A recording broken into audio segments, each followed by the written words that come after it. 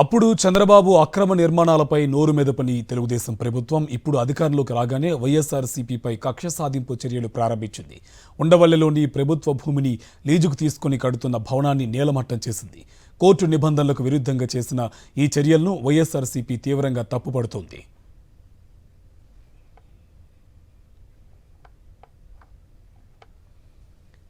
వైఎస్ఆర్సీపీ కార్యాలయం ధ్వంసం చేయడం దుర్మార్గమన్నారు వైఎస్ఆర్సీపీ నేతలు. టీడీపీ అధికారంలోకి రాగానే వైఎస్ఆర్సీపీ నేతలపై దాడులు కూడా పెరిగాయన్నారు. రాజ్యాంగం, న్యాయ వ్యవస్థను లెక్క చేయకుండా టీడీపీ ప్రభుత్వం దుర్మార్గమైన చర్యలకు పాల్పడుతుందని మండిపడ్డారు.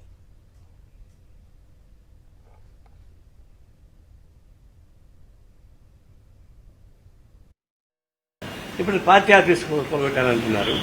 మరి చట్టబద్ధంగా చర్యలు తీసుకున్నారో లేదు తెలియదు నాకు. ఏదైనా పొలిటికల్ పార్టీ ఆఫీస్ కట్టుకోవడం తప్పేం లేదు. ఆయన చట్టబద్ధంగా గవర్నమెంట్ నుంచి ఏమొచ్చింది ఏంటనేది చూసుకోవాలి. అట్లా లేకుండా పరిశీలించుకోవచ్చు.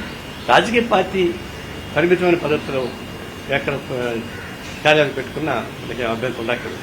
కాంట్రవర్సీ ఉంటే ఆ కాంట్రవర్సీ తెలుసుకోవచ్చు. ప్రజాస్వామ్యంలో హింసకు, కక్ష సాధింపు చర్యలకు, అలానే ఇలాంటి కవ్వింపు చర్యలకు తావు లేదనేది నా అభిప్రాయం. ప్రజలు తెలుగుదేశం ప్రభుత్వాన్ని ఎన్నుకున్నది ప్రజా సమస్యల మీద పోరాడాలనే తప్ప ఇలా పొద్దున్నే 5:30 గంటలకు ఇలా కక్ష సాధింపు చర్యలుగా చేస్తూ ఒకవైపు సిఆర్డిఏ ఒక ప్రిలిమినరీ రిపోర్ట్ను ఆల్రెడీ కోర్టులో వేయడం జరిగింది. హైకోర్టు కూడా ఆదేశాలు ఇవ్వడం జరిగింది. ఎటువంటి పరిస్థితుల్లో కూడాను ఎలాంటి చర్యలు చేపట్టొద్దని చివరికి కోర్టు యొక్క ఆదేశాలను కూడా బేఖాతరు చేస్తూ ఈరోజు వేకుజామునే అధికారులు అత్యుత్సాహం ప్రదర్శించి మన వైఎస్ఆర్ కాంగ్రెస్ పార్టీ భవనాన్ని కూల్చివేయడం మేము తీవ్రంగా ఖండిస్తున్నాము. తాడేపల్లిలో వైఎస్ఆర్ కాంగ్రెస్ పార్టీ కార్యాలయాన్ని జేసీపీలతోనో లేకుంటే యంత్రాలతో కూలుస్తున్నారన్నట్లు కూడా తెలుస్తుంది. మరి ఇది కూడా ఓ రకంగా ప్రజల్ని మిగతా గ్రామాల్లో, మండలాల్లో కూడా మీరు కూడా ఇదే పనే చేయండి అనే విధంగా సంకేతాలు ఇచ్చినట్లుగా కూడా తయారవుతుంది. కాబట్టి ఏ పార్టీ అయినా ప్రజాస్వామ్యబద్ధంగా ఎన్నికల్లో పోటీ చేసినాయి, స్వతంత్ర అభ్యర్థులు కూడా పోటీ చేసినారు. మరి అట్లా ఓడిపోయినారని చెప్పేసి గెలిచిన వాళ్ళు మేము కసి తీర్చుకోవాలి, కక్ష సాధింపు చర్యలకు పాల్పడాలనేటువంటి ఆలోచనను మానుకుంటే ఈ రాష్ట్రము కొంత ప్రశాంతంగా ఉంటుంది. కాబట్టి ఇప్పటికైనా వీళ్ళు కొద్దిగా ఆలోచన చేయాలని చెప్పేసి ఇట్లాంటి కూల్చివేతలు కానీ, మరి దాడులు చేయడం కానీ, లేకుంటే ఇబ్బందులు పెట్టడం కానీ ఇట్లాంటివి మంచి పద్ధతి కాదని చెప్పేసి కూడా తెలియజేయడం జరుగుతుంది. ముఖ్యమంత్రిగా ప్రమాణ స్వీకారం చేసినప్పటి నుంచి అరాచకం, విధ్వంసమే అజెండాగా పాలన సాగించడం జరుగుతోంది.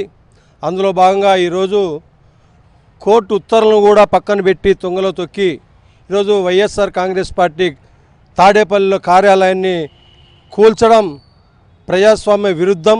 ప్రజాస్వామ్యవాదులందరూ కూడా దీన్ని ఖండించాలా. రాష్ట్రంలో చంద్రబాబు నాయుడు గారి నాయకత్వంలోని సైకో ప్రభుత్వం ఏర్పడిన తర్వాత ప్రత్యర్థి వైఎస్ఆర్ కాంగ్రెస్ పార్టీ నాయకులపైన, కార్యకర్తలపైన కత్తులతో, వేట కొడవళ్లతో భౌతిక దాడులు చేస్తూ వారి యొక్క ఆస్తులను విధ్వంసం చేస్తూ ఒక ఆంధ్ర రాష్ట్రాన్ని మరో బీహార్గా తయారు చేసే ప్రయత్నం జరుగుతోంది రాష్ట్రంలో. వైఎస్ఆర్సీపీ కార్యాలయం ధ్వంసం చేయడం దుర్మార్గమన్నారు వైఎస్ఆర్సీపీ నేతలు. టీడీపీ అధికారంలోకి రాగానే వైఎస్ఆర్సీపీ నేతలపై దాడులు కూడా పెరిగాయన్నారు. రాజ్యాంగం, న్యాయ వ్యవస్థను లెక్క చేయకుండా టీడీపీ ప్రభుత్వం దుర్మార్గమైన చర్యలకు పాల్పడుతుందని మండిపడ్డారు. నిర్మాణంలో ఉన్నటువంటి మా భవనాన్ని నిర్దాక్షిణ్యంగా కక్ష సాధింపుతో ఈ నిర్మాణాన్ని కూల్చివేయటాన్ని ఈ రాష్ట్రంలోనే కాదు, దేశంలోనే కాదు, ఉన్న ప్రజాస్వామ్యవాదులందరూ ఖండించవలసినటువంటి అంశమని ఈ సందర్భంగా నేను మీ ద్వారా తెలియపరుస్తూ ఉన్నా. పార్టీలకు అతీతంగా ఏ పార్టీలైనా కావచ్చు. ఇవాళ తెలుగుదేశం పార్టీ అధికారంలో ఉండవచ్చు, కూటమి అధికారంలో ఉండవచ్చు. మొన్నటిదాకా మేము అధికారంలో ఉన్నాం. మాకన్నా ముందు చంద్రబాబు నాయుడు గారు అధికారంలో ఉన్నారు. అంతకుముందు రాజశేఖర రెడ్డి గారు అధికారంలో ఉన్నారు. అధికారం ఎవ్వరికీ శాశ్వతం కాదనేది చరిత్ర చెబుతున్నటువంటి సత్యం. మీ అధికారం ఉంది కదా అని మా భవనాన్ని కూల్చేయటం ఏమంత ధర్మము అనేటువంటి మాట ఇక్కడ నేను చాలా స్పష్టంగా చెప్పదలుచుకున్నా. చంద్రబాబు గారి నూతన ప్రభుత్వం ఏ రకంగా విధ్వంసకాండకు రాక్షస ప్రభుత్వాన్ని ఏ రకంగా చేస్తోందో మనం చూస్తూ ఉన్నాం. వైఎస్ఆర్సీపీ తాడేపల్లిలోని నిర్మాణంలో ఉన్న కార్యాలయాన్ని ధ్వంసం చేయడము వాళ్ళ రాక్షస పాలనకు నిదర్శనం. ఇదే మీ అభివృద్ధి, ఇదే మీ పరుగులు తీయడం. మీరు ఎంత దుర్మార్గంగా చేస్తూ ఉన్నారు అంటే ఏ ఒక్క ఛానల్ కూడా దాన్ని టెలికాస్ట్ చేయకుండా చేస్తారా? కేవలం సాక్షి తప్ప. అంటే ప్రజల గొంతును, మీడియా గొంతును నొక్కేస్తూ ఉన్నారా? ఈ రకంగా మీరు పరిపాలన చేస్తారా? చెప్తా ఉన్నారు లోకేష్ గారు, మంత్రివర్యులు, రెడ్ బుక్ అని. మీ రెడ్ బుక్ తీశారా? ప్రజలు అన్నీ గమనిస్తూ ఉన్నారు.